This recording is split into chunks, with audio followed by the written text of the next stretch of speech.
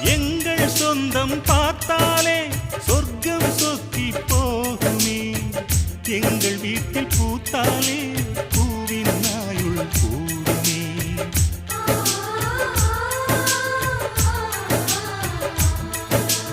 இரண்டு கண்கள் என்றாலும் பார்வை என்றும் ஒன்றுதான்.